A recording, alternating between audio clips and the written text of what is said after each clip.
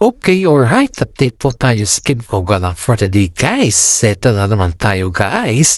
Update tayo sa Kimpo. Maraming mga kababalaghan po ang Kimpo ang ating update for today.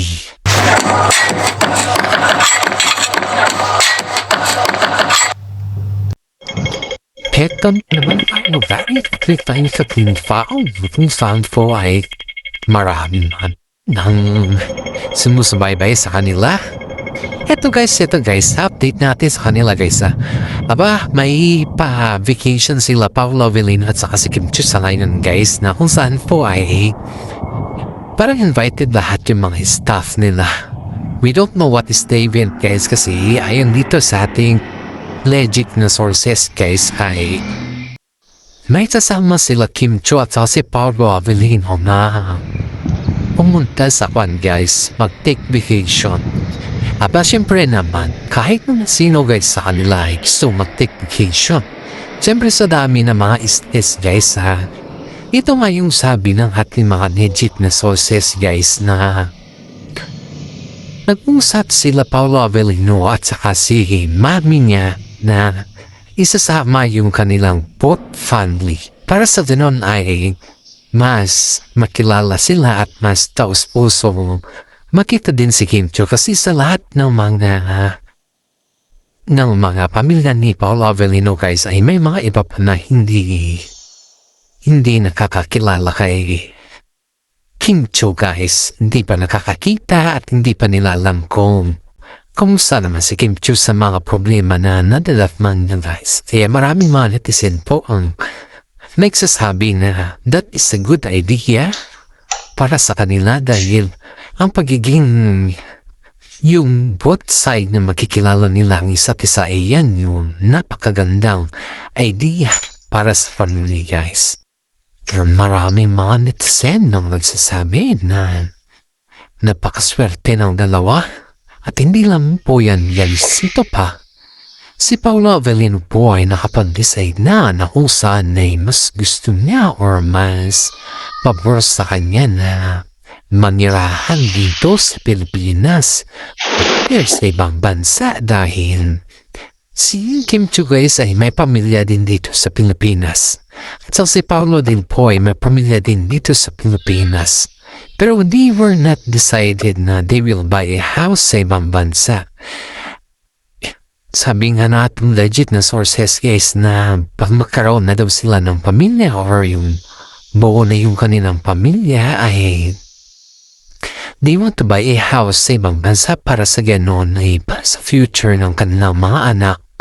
Pero in fairness naman kay Kim Chiu guys ay he is willing to do that or to buy something para sa kanilang mga anak kasi pwedeng ng tamang panahon ay dun sila manirahan kasi siyempre pag-aaral na yung mga anak nila yun yung kanilang palaging iniisip guys at higit sa lahat guys ay yung problema sa pamilya ni Kim Chiu ay medyo nagdilaylo na ng kunti kasi palagi nandyan naman si Paolo sa kanila.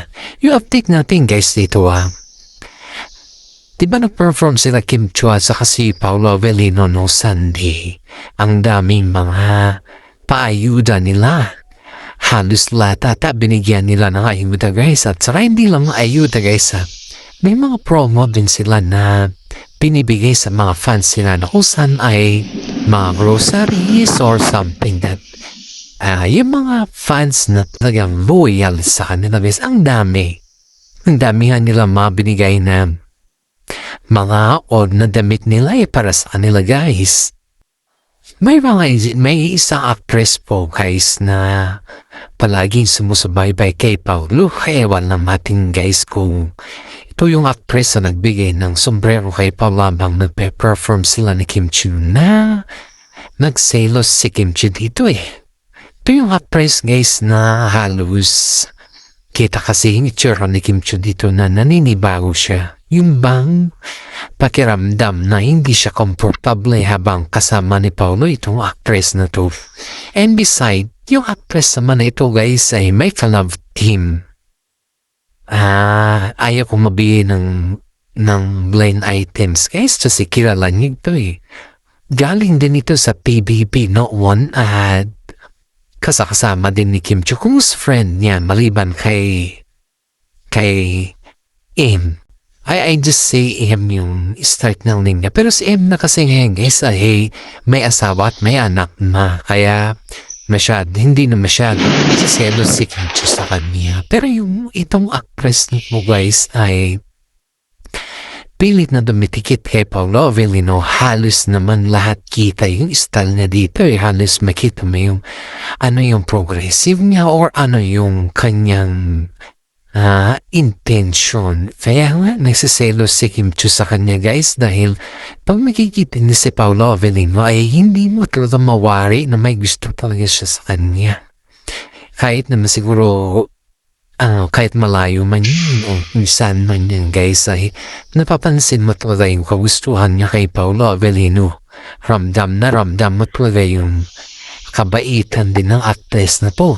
So nga lang ang problema, may ka-love team din yung dalawa. Kaya nga sinabihan siya ng mga management na wag mo nang idaan sa mga bagay-bagay na hindi naman nakakakuan ba. Kasi lahat ng mga yan guys ay pagramdam mo na hindi ka na comfortable at pagramdam mo na iba na yung sitwasyon ay mararamdaman mo na talaga yan eh. Lalo na pag ikaw ay nasa level na hindi mo mawari, di ba? Kaya maraming mga netizen nang nasasabi na hanggat maaari ay iwasan na ni girl si Paolo Avellino kasi hindi ito nakakaganda sa kanilang relasyon.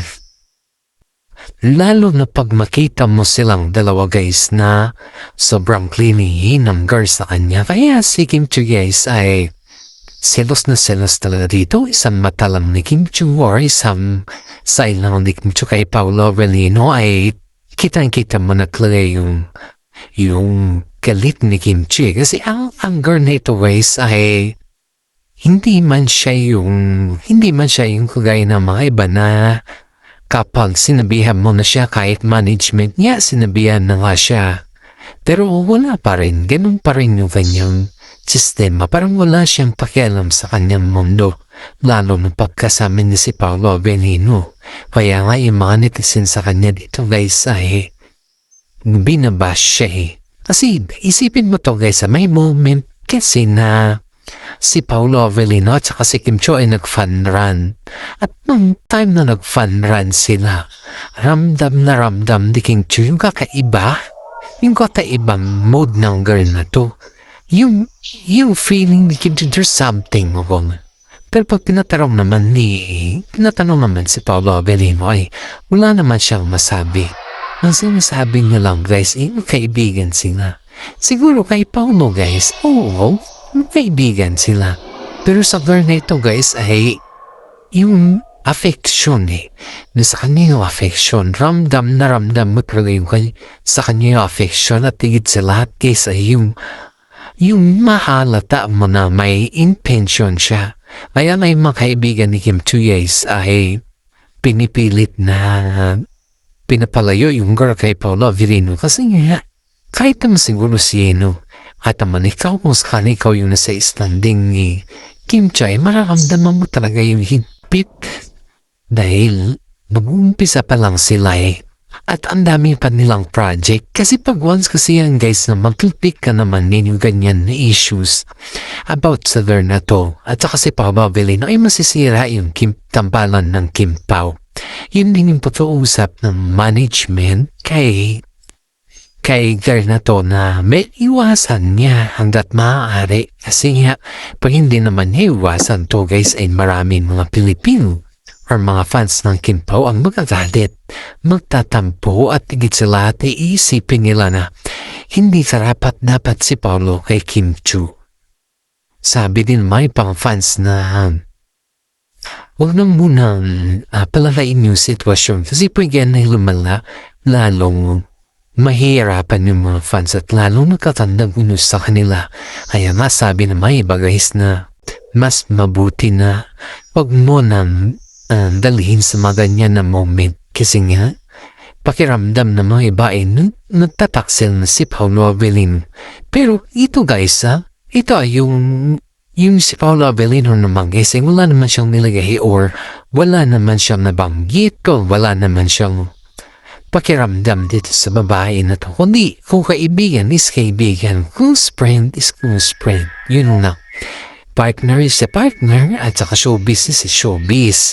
Hindi naman siya yung kumbaga is kung kahit may gusto sa kanya yung girl, umiiwas siya kasi alam niya yung nangyayari, alam niya yung sitwasyon na kung sana'y yun yung pinakamahirap sa lahat ng bagay.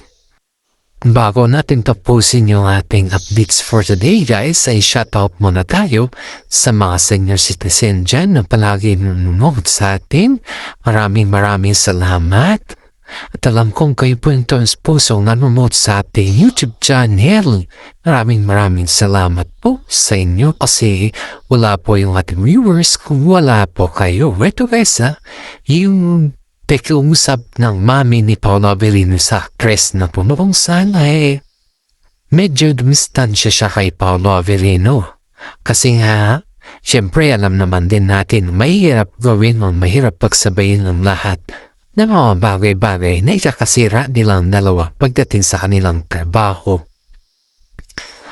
In fairness naman sa girl na to guys ay hindi man siya sumoko. Parang kung pala parang pinapahirapan niya yung kanyang sarili na sabihin na gusto niyang isuko ni Kim Chiu si Paolo Avellino. Pero si Kim Chiu naman guys, hindi naman siya ganun takpan kay girl na to. Kasi alam niya naman kung ano yung pasikot-sikot na kanilang trabaho or yung kanilang future ba. Kasi yung trabaho kasi sa showbiz guys is you need to open everything. At hindi naman madaling kausapin ng girl na ito. Kaya sa susunod natin updates guys ay i-reveal po natin kung sino yung girl na ito. Maraming salamat sa ating lahat at paki-like and subscribe naman ng ating YouTube channel. Always pray to the cat and always think positive.